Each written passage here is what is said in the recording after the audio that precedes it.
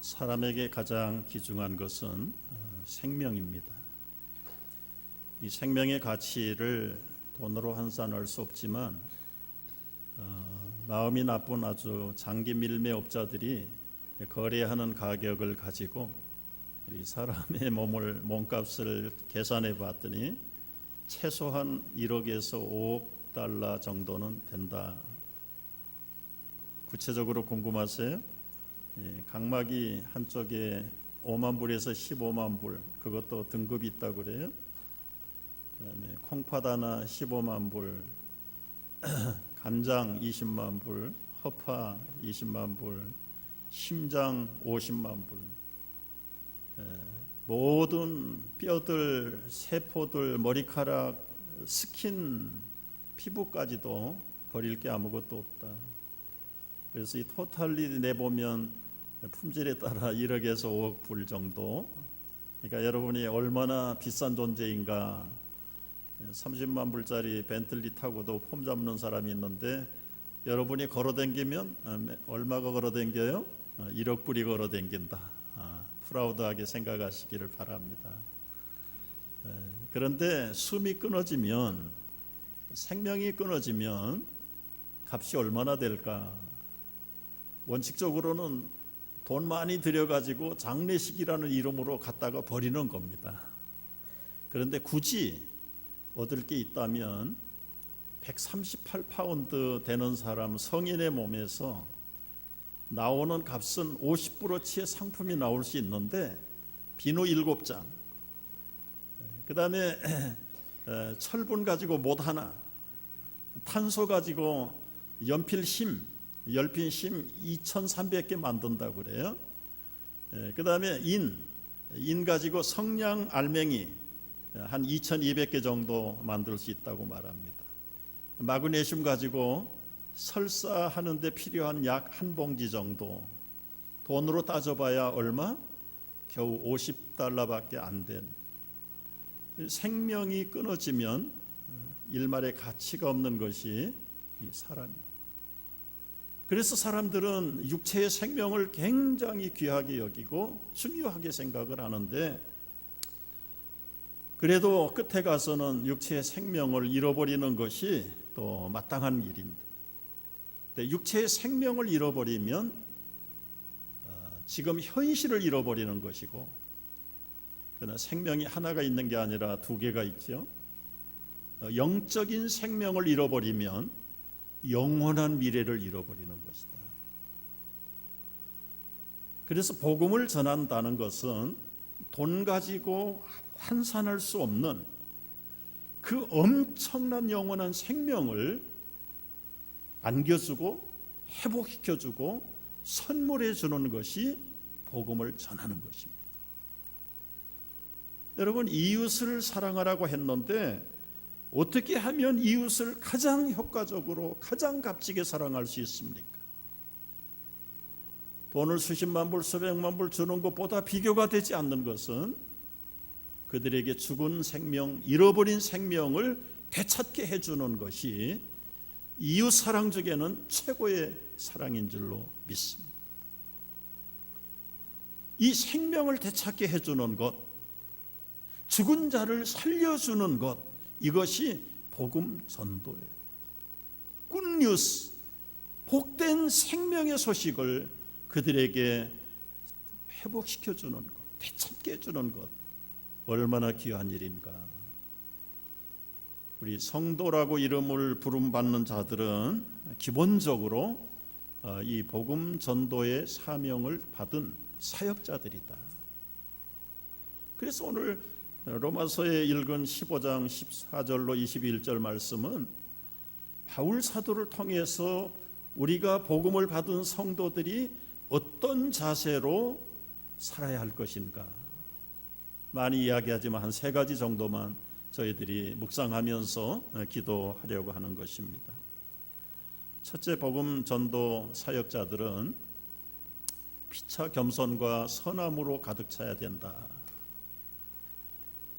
여러분, 바울은 영적인 체험이면 체험, 성경의 지식이면 지식, 신학의 교리면 교리, 누구하고도 비교할 수 없는 출중한 인물이지만은 지금 가보지도 못하고 이제 새로 믿기 시작하는 로마 교회의 성도들을 바라보면서 그들을 어린아이로 취급하지 않는 거예요. 오늘 14절 말씀 첫머리에 뭐라고 부릅니까? 내 형제들아. 사실은 PhD 가진 사람하고 아마 유치원생도의 영적인 수준 차이가 났을런지도 몰라요. 그럼에도 불구하고 전도자 바울은 내 형제들아, 그들을 향해서 얼만큼 인정해 주는가, 얼만큼 자신을 낮추고 겸손한가. 너희들 속에 선함이 가득하기를 원하고 지식이 차고 넘치기를 원하고 서로 권하는 자들이 되어서 교회를 잘 세워갈 줄로 나는 확신한다. 그러나 내가 너희로 다시 생각나게 하려고 이제 겸손히 자기가 하고 싶은 얘기를 이렇게 하는 거예요. 하나님께서 내게 주신 은혜로 말미암아 더욱 담대히 대략 너희에게 썼노니, 내가 뭐 많이 안다고 가르치는 게 아니라 대충 이렇게 써서 보내는데 그 다음에 나오는 말씀들이에요. 우리가 여기서 첫 번째 놓치지 말아야 될 것, 성도들은 누구나 다 복음을 전할 사람들이고 이 복음 전파자들인데 가장 안 되는 부분 가운데 하나가 이 복음 증거하는 일이 오늘 현대 교회 성도들에게 약점으로 됩니다. 왜 복음을 전하는 일에 약할까?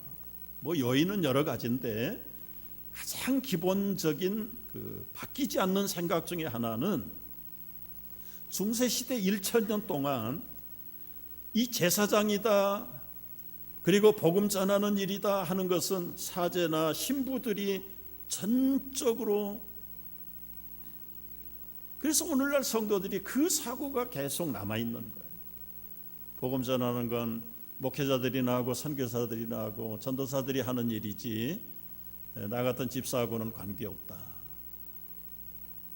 그 중세시대부터 내려온 그런 잘못된 영향력 때문에도 그렇고, 그리고 내가 받은 하나님의 은혜와 긍휼이 얼마나 크고 놀라운 것인가 대한 감격이 없는 사람, 체험이 없는 사람들 때문에 복음 전하는 것은 내 일이 아니라고 생각을. 오늘 말씀을 보면은 복음을 전하는 사역이 제사장적인 사역이라고 말씀을 했어요. 여러분이 제사장적이라고 하는 말은 하나님과 백성의 중간에 서 있는 사람이 제사장이지. 하나님의 공의를 전하고 백성들의 죄와 악을 하나님께 대신해서 고백하는. 이제 이게 1000년 동안 중세시대에 지배적으로 사제나 신부들이나 제사장 독점을 하다시피 해놓으니까 오늘날도 그 사고에서 벗어나지 못하는데, 그 중세시대 1000년의 그 묵은 그 타성이 어떻게 깨졌는가. 종교개혁시대에 멜란톤이라는 신학자가 있었어요. 이 신학자가 성경을 묵상하고 연구하다가 베드로전서를 읽기 시작했어요. 베드로전서 2장 9절 말씀 이하를 읽었습니다. 한번 같이 읽어봅니다. 너희는 택하신 족속이요 왕같은 제사장들이요 거룩한 나라요 그의 소유가 된 백성이니 이는 너희를 어두운 데서 불러내어 그의 비의한 빛에 들어가게 하시니 이의 아름다운 덕을 선포하게 하려 하심이라. 이 대목을 묵상하다가 이 멜란톤이라고 하는 성경학자는 옳다. 사제나 신부만 제사장이 아니라 이제는 예수의 이름으로 구원받은 우리 모든 하나님의 백성은 택하신 족속이요 왕같은 제사장이요 거룩한 나라가 되었다. 이제 하나님 나라의 백성이 되었다. 우리를 이렇게 뽑아주신 것은 뭘 하려고요? 어두운 저주와 파멸에서 불러내신 이유는 하나님 나라의 그 기이한 빛의 나라에 들어가게 하신 그 아름다운 은혜와 긍휼과 그리고는 우리에게 주신 구원을 선포하게 하려고 우리를 하나님의 자녀로 왕같은 제사장으로 여러분을 부르셨다는 거예요. 믿으시면 아멘 하세요. 이때부터 소위 만인 제사장설이 아주 강력하게 잘못된 기존 영적인 질서들과 조직들을 와해시킵니다. 여러분, 따라서 금년이 종교개혁 500주년 기념하는 해입니다. 과거에 구태의연한 타성으로부터 그리고 성경에서 빗나간 진리로부터 리폼, 원래의 폼으로 돌아가는 것, 성경에 가르친 대로 돌아가는 게 리폼이라는, 개혁이라는 단어의 뜻입니다. 그렇다면 이제는 여러분이 왕같은 족속이요 거룩한 백성이요 하나님 나라 소유의 제사장으로 부름을 받은 사람입니다. 이 사명을 잃어버리면 종교개혁 이후의 사람이 아니에요. 중세시대 사람들이에요. 중세시대. 여러분, 사실 그렇잖아요. 교회는 99%가 소위 말하는 교인이고요, 1% 미만이 목회자입니다. 숫자로 어느 교회든지 봐도 비율로 보면 그렇게 돼 있어요. 그러면 1%도 안 되는 목회자에게 전적으로 모든 걸 맡기고 거기에 우리가 인도를 받아야 됩니까? 성경적으로나 논리적으로나 현실적으로 맞지 않아요. 맞지 않아요. 구약시대의 선지자나 제사장 같으면 가능했어요. 그러나 이제는 만인 제사장 시대에, 성령 시대에, 그리고 평신도도 하나님의 사역자로 부름을 받았는데 어떻게 하나님이 우리에게 맡겨주신 기본 복음 전도자의 사명을 감당할 것인가? 생각을 해보셔야. 여러분, 불평할 때는 만인 제사장설 따지고 목사나 나나 평등하다, 틀린 얘기 아니에요. 그런데 해야 될 일을 안 할 때는 그건 목회자들이 하고 목사가 하고 선교사들이 해야 될 일이다. 자기는 뒷걸음질 쳐서 쏙 빠지고, 그건 말이 안 맞는 소리. 저는 교회를 섬기면서 여러분을 섬기면서 목회적인 소명이 있어요. 소원이 있어요. 그건 제 소원뿐만 아니라 우리 성경의 소원이고 하나님의 소원이에요. 세 가지가 있는데 오늘 말씀에 그대로 담겨 있습니다. 한마디로 묶으면 다 사역자가 되는 거예요. 여러분 모두가 다 사역자가 돼야 될 줄로 믿습니다. 아직도 중세시대 머물기를 원하십니까? 아유, 내가 어떻게 사역을 해. 그런데 이 사역은 하나님이 기뻐하는 일을 하는 게 사역이에요. 그리고 사역하면은 무조건 신학교 가야 되고 목사 돼야 되고 그런 것만 사역이 아니에요. 이따가 말씀드리지만 하나님이 여러분에게 다양한 은사와 그리고 성령의 인도하심을 주셨어요. 그런 사역자가 되기 위해서 세 가지 우리가 갖춰야 될 마음자세가 있어요. 첫째는요, 선행이 가득한 성도들, 너희가 스스로 선함이 가득하고. 여러분, 사람이 선하지 않는 사람이 어디 있어요? 대개는 다 선해요. 그런데 믿음이 잘못 들어가고 시험에 빠지면 얼마나 선치 못한 사람이 예수쟁인 줄 아세요? 악을 쓰며 기도해가면서 싸웁니다. 철야해가면서 싸워요. 지나놓고 보세요. 그게 선한 거 아닙니다. 선한 거 아닙니다. 바울은 가보지 못한 로마 교회 성도들을 바라보면서 편지에서 보냈어요. 세계 제1의 도시 로마에서 예수 믿고 사는 성도들이여, 너희 안에 선한 것이 가득하기를 원한다. 여러분, 우리 뉴욕 센트럴교회 성도들 속에 누르면 선한 게 나올 수 있기를 축복합니다. 눈길이 닿는 곳마다 선한 눈빛들이 나타나기를 바랍니다. 두 번째는 지식이 가득한 성도들이 되면 좋겠습니다. 모든 지식이 차서, 이 지식은 싸구려 세상 살아가는 정보가 아니에요. 제발 부탁해요. 여러분, 친교실에서 가능하면 영적인 얘기들, 신앙적인 얘기들 좀 하세요. 세상 얘기는 좀 하지 말고. 얼마나 싸구려 쓸모없는 얘기들 가지고 우리는 영혼이 침체돼가고 피폐돼가는데도 이 영적인 지식에 대해서는 어둡단 말이에요. 지식이 많아지려면 어떻게 해야 됩니까? 성경을 읽어야 되고, 묵상해야 되고, 기도해야 되고, 성령의 인도하심을 쫓아서 행함을 해봐야 되고, 체험을 해봐야 모든 영적인 지식이 넓어가는데, 이 지식은 앉아서도 세계를 볼 수 있는 영적인 눈이, 과거를 알고 현재를 알고 미래를 꿰뚫어 볼 수 있는 주님의 통찰력, 학교에서 가르쳐주지 않아요. 12시 땡 할 때까지 뉴스 본다고 가르쳐주는 게 아니에요. 텔레비전 본다고 배우는 거 아니에요. 하나님 말씀 안에 모든 지식이 있고, 여호와를 경외하는 것이 모든 지식의 근본이라고 그러잖아요. 그러니까 우리들 성도들 속에 좀 누르면 그냥 영적인 찬양이 나오고, 고백이 나오고, 간증이 나오고, 그리고는 궁율이 나와서 그런 교회 분위기로 바꿔가는 우리 성도들 되시기를 축복합니다. 세 번째는 서로 권하며 상담할 수 있는 성숙한 성도들이 됐으면 좋겠어요. 말씀 보면 능히 서로 권하는 자임을 나도 확신하노라. 여러분, 목사 한 사람이 99%의 성도들을 어떻게 1대1로 다 상대하고 상담할 수 있겠어요?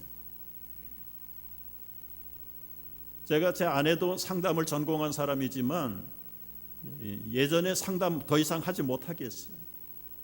7시간 전화를 받았어요, 밤새도록. 요즘처럼 셀폰이 있는 시대도 아니에요. 화장실도 못 가, 끈이 짧아가지고.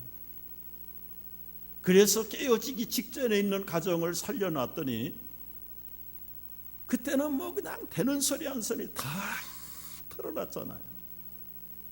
그리고 치유가 되고 회복이 되니까 부끄러운 거예요. 그래서 교회도 겨우 가정 살려놓고 사람 살려놨더니 교회를 떠나버린다. 그래서 여보, 당신은 더 이상 상담하지 마라. 해봐야 유익이 없다. 그리고 나서 우리 이제 전문 상담 권사님들에게 맡기고, 때로는 목자에게 맡기고, 얼마나 좋아요. 서로를 위해서 권면하고 위로하고 참 아픔을 같이 나누고 기쁨을 함께 즐기고, 이게 교회가 제대로 되는 거고 성숙한 성도들의 모습을 갖춰가는 거예요. 저는 기도해요. 여러분 속에 선한 게 가득하기를 축복합니다. 모든 영적인 지식으로 충만하기를 바랍니다. 그리고 서로를 위해서 권면하고, 그리고는 붙들어주고 세워져가는 아름다운 상담자들 되시기를 주의 이름으로 축복합니다.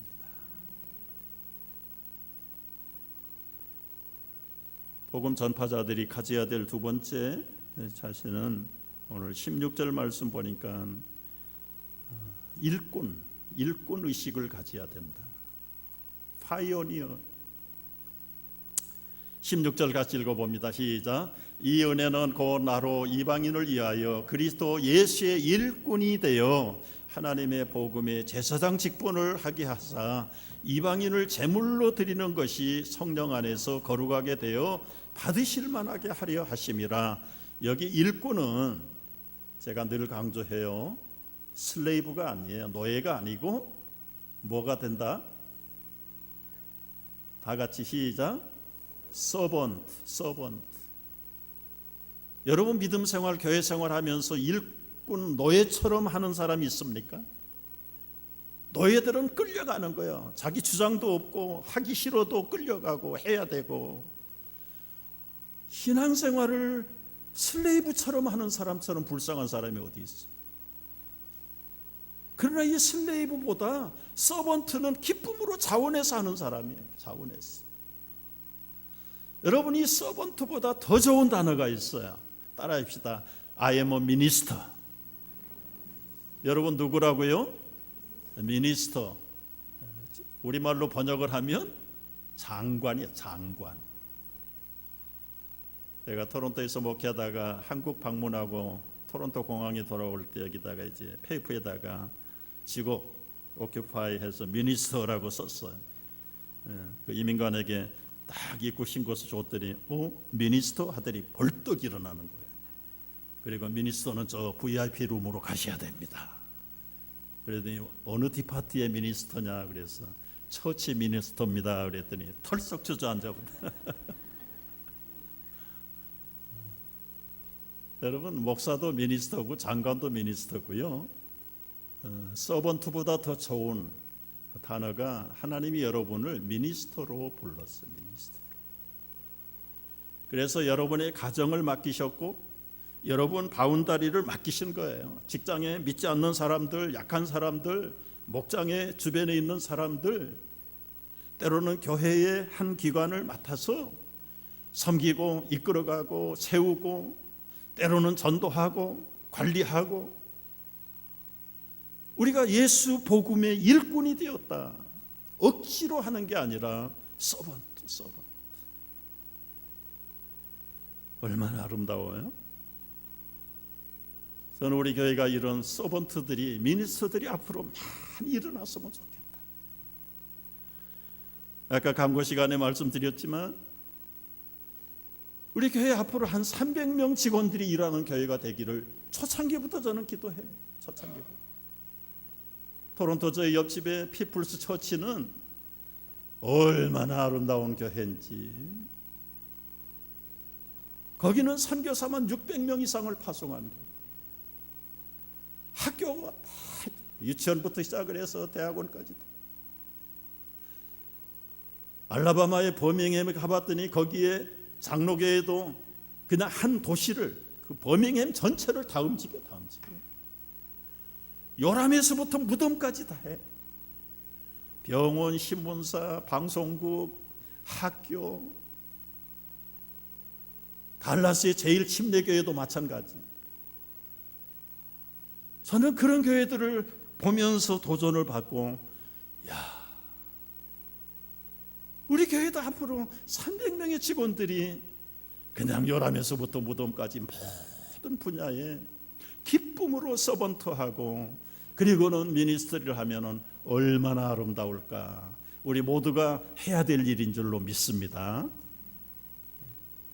아직 뭘 몰라서 아멘을 못 하시는데 한번 생각을 해보십시오. 여러분.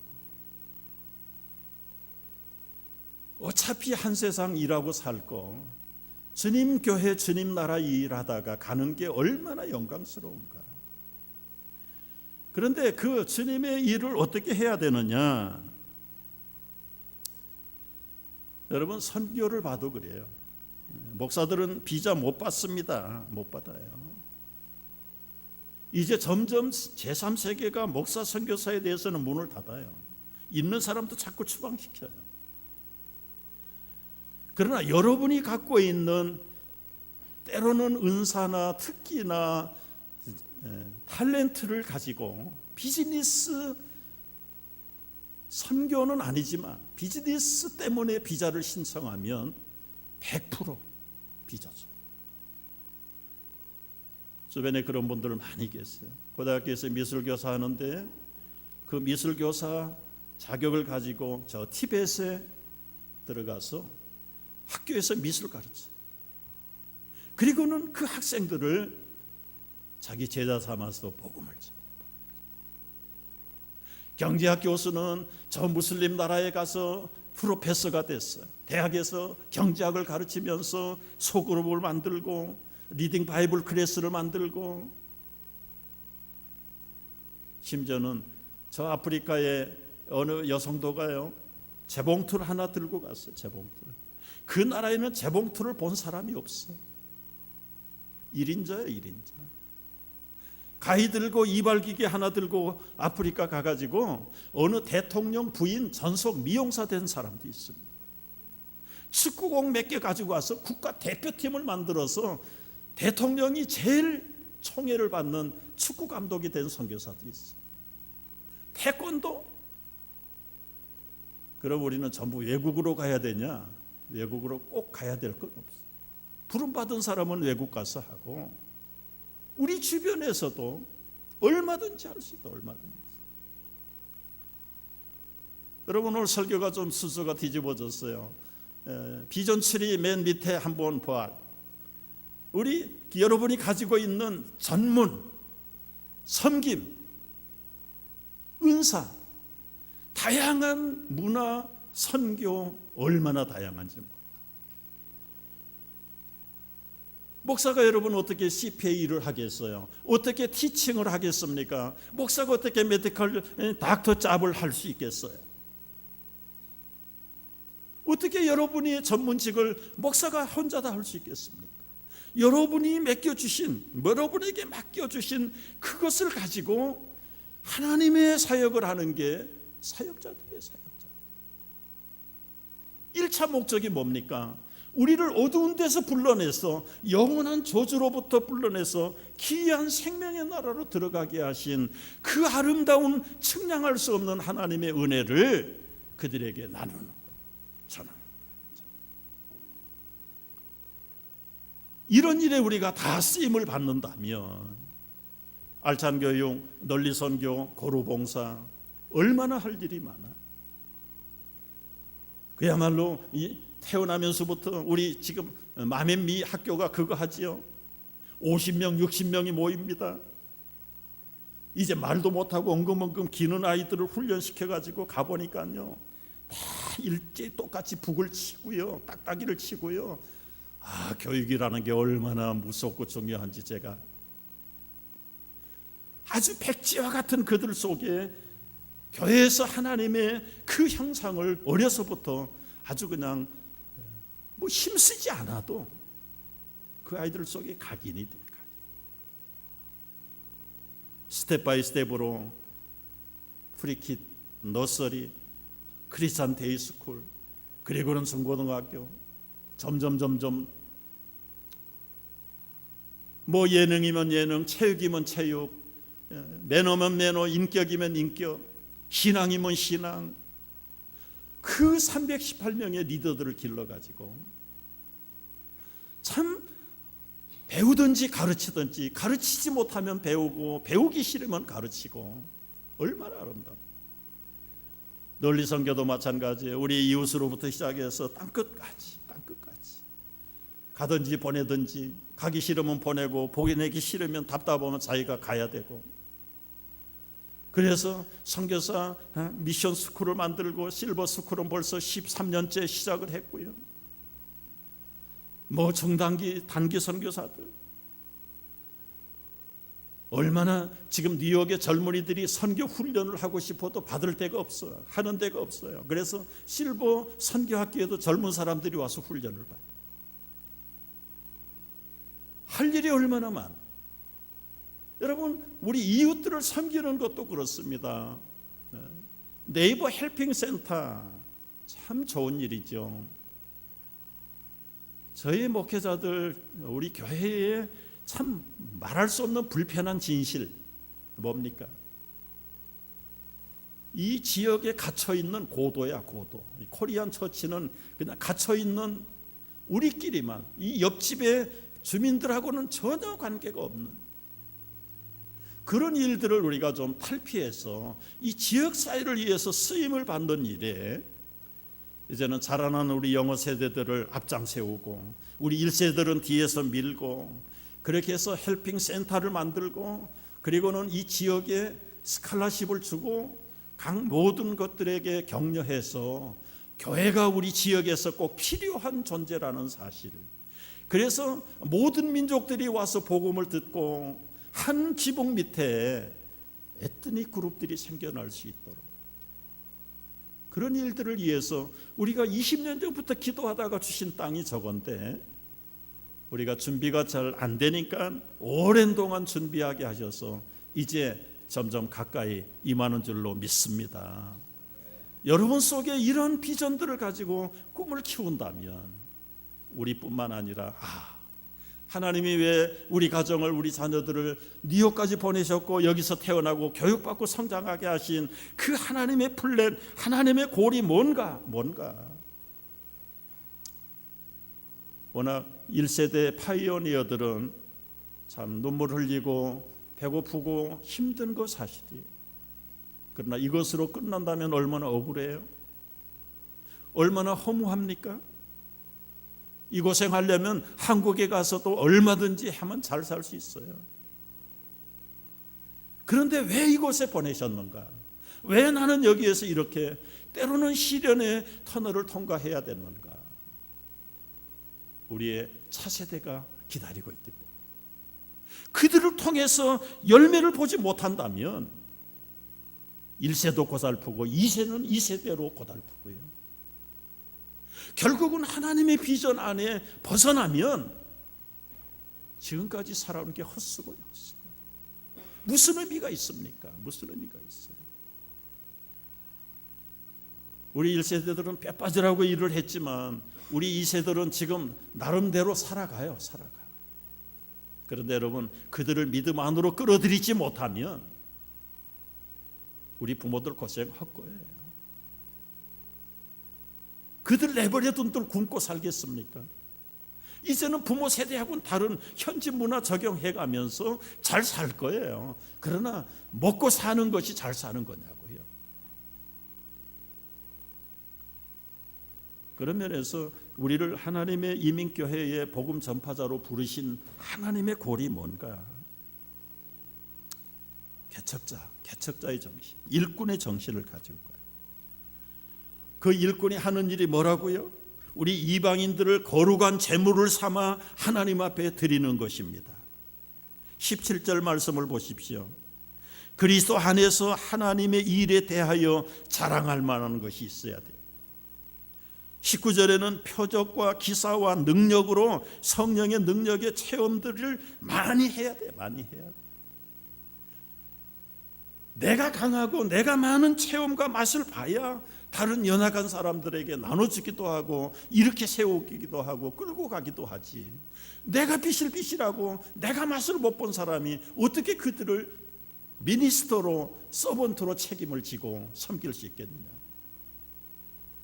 그래서 강조하는 거예요. 1:1 양육 훈련을 받으십시오. 소그룹에 와서 훈련을 받으시고요. 집에서 말씀을 정기적으로 묵상하십시오.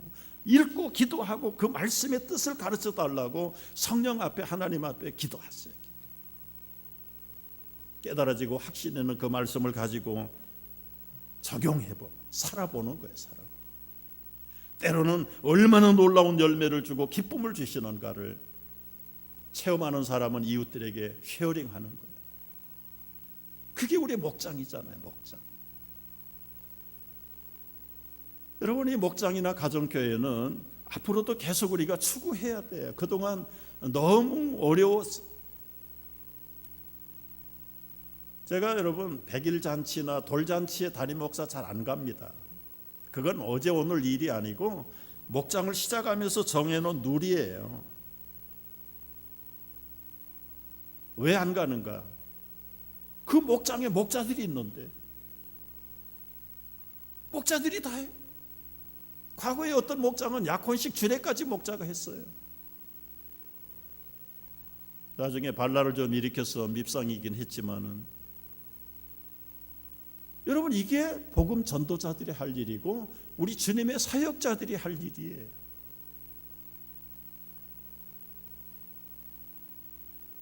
결혼 생활 해가면서 새롭게 경험하는 게 무엇입니까? 우리 부모들 옛날 얘기 기억. 너희도 애 낳고 살아봐라. 여러분, 영적으로 어른이 되고 애 시절을 보냈는데도 지금도 오줌 똥을 싸는 어른이 있다면 그건 망령 들은 사람이다. 망령 들은 사람. 우리 이민사회, 이민교회 좀 고쳐야 되잖아요. 30년 전에 그 엉터리 같은 짓들을 계속하고 있단 말이에요.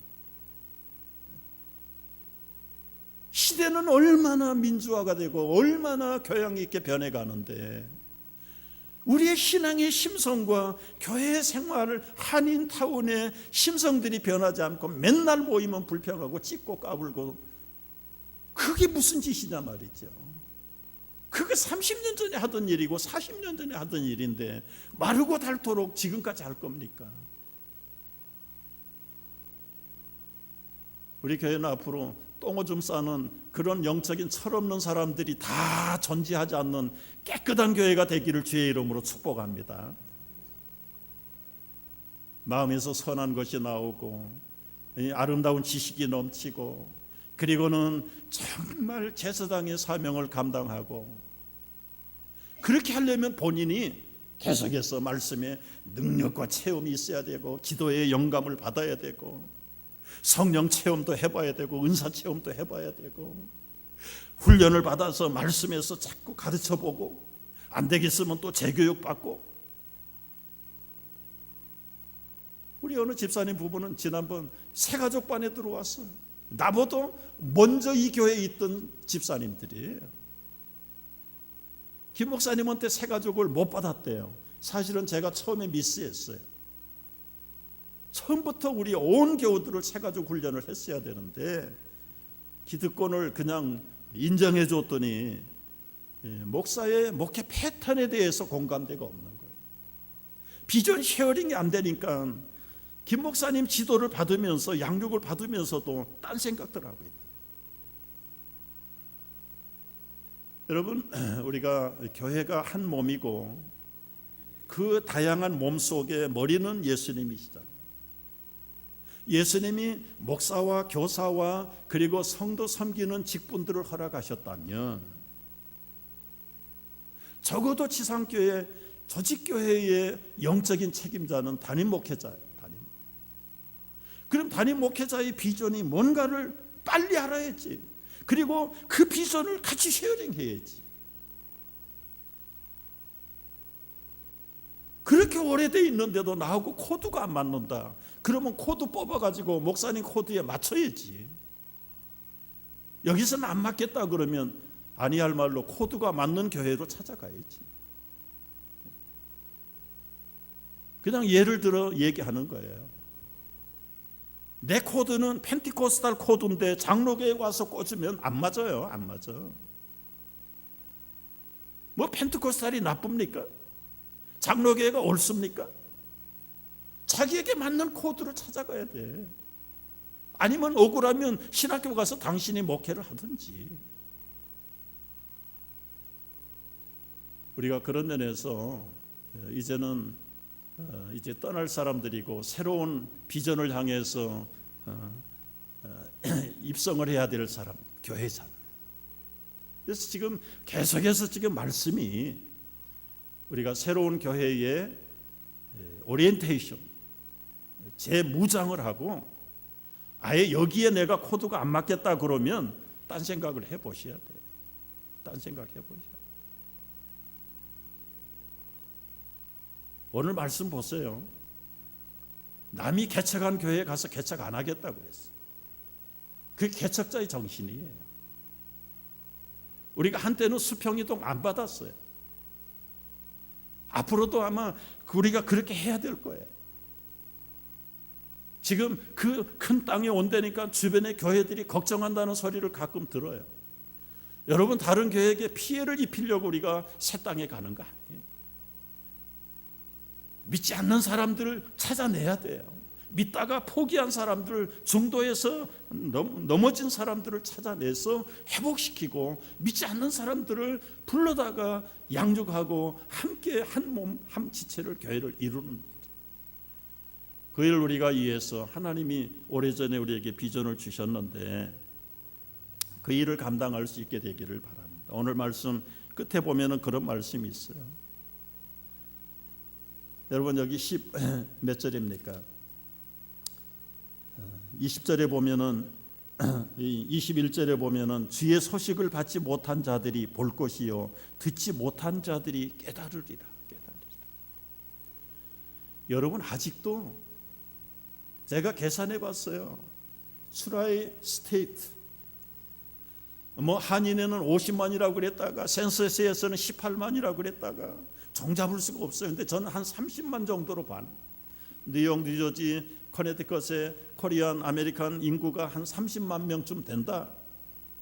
그러면 한 10만 명은 뚝 떼서 내버리고 안 믿는 사람도 있고 그 뭐 다른 종교를 가진 사람도 있고 20만 명. 3개 주의 한인 교회가 650개. 평균 100명씩만 잡아야 6만 5천 명, 200명 잡으면 12만 명. 나머지 5만 명은 8만 명이 남아있어. 8만 명이 아주 미니멈 잡아서 그래요.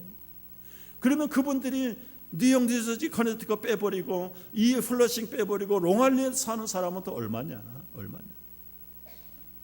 아직도 수천 명이 교회하고는 거리가 먼 사람이 코리안 중에도 많단 말이에요. 여러분 음식점에 한번 가보세요. 한국 음식점. 과거에는 대부분 다 알던 사람이에요. 안면이 익던 사람인데 저는 어쩌다가 가보면 전혀 모르는 사람 천지. 여러분 어떻습니까? 그리고 전도를 할 데가 없다, 안 된다 말하지 마세요. 오늘 주님의 소식을 받지 못한 자들이 이제는 기쁨의 복음을 생명을 보고 즐거워하며 나올 날을 위해서 우리를 하나님께서 지금까지 준비시키시고 훈련시키신 거예요. 더 나아가서 아름답게 주시는 주님의 비전들을 함께 이루는 놀라운 역사가 우리 모두의 앞날에 함께 일어날 수 있기를 주의 이름으로 축복합니다.